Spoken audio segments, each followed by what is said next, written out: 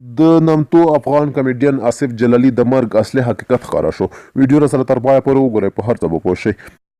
وتلی تناز او کمیډین محمد آصف جلالي چې په کاکا آصف مشهور و، د 2020 کال په لومړۍ ورځ د زړه د یوې زورورې حملې له امله خپل ژوند د لاسه ورکړ. د افغانستان د تیاتر ملي ادارې له BBC سره په یوه مرکه کې تایید کړه چې ښاغلی آصف جلالي د زړه د حملې له امله ومړ. افغان فلم شرکت هم د ښاغلي جلالي د مړینې خبر تایید کړی دی. ښاغلی جلالي د خپل ژوند په اواخرو کې په شخصي تلویزیونونو یعنې یک، خورشید، طلوع او افغانستان تلویزیونونو کې تفریحي خپرونې پر مخ بیولې. مرحوم جلالي د کابل له تخنیک علمي مرکز څخه فارغ شوی و او له 14 کلونو راهیسې په هنري فعالیتونو بوخت و. هغه په اول ځل په افغانستان ملي راډیو تلویزیون په نندارو کې د تمثیلي پارچو په تمثیلولو پیل وکړ چې یاد راډیو تلویزیون کې 18 تمثیلي پارچې جوړې کړې وې.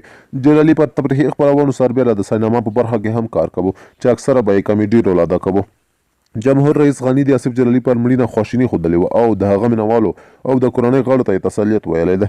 د ارګ په خپره شوې اعلامیه کې راغلي مرحوم جلالي د وړو تمثیلي پارچو په ادا کولو او د هیواد په رسنیو کې کمیډي رول په لوبولو سره د خلکو پر شونډو خندا راوسته او له دې لارې د ټولنې اصلاح ترسره کوو.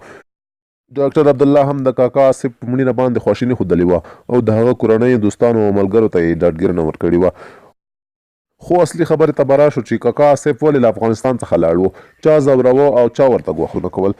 د افغانستان نامتو سیاستوال میرویس ستانکزی پر خپل فیسبوک پاڼه ولیکل: مرحوم کاکا آصف د چا د لاسه بدې شپې او ورځې تېرولې او ولې له وطنه فرارې شوی و. که اړوند ارګانونه د جنرال دل محمد جرأت او جلالي ترمنځ اړیکه وڅېړي نو پوه به شئ چې جنرال جرأت د دې مظلوم او د هنر د څلي یعنې جلالي په وړاندې څه ظلمونه چې نه دي کړي، د دې مظلوم حق یې خوړلی دی او له وطن څخه تېښتې ته یې اړ باسلی دی. که حکومت په رښتیا د جلالي مرګ ضایع بولي نو بهتره به وي چې د غمرازۍ او اعلامیو ترڅنګ د جلالي د حق او مظلومیت پوښتنه هم له جنرال جرأت څخه وکړي.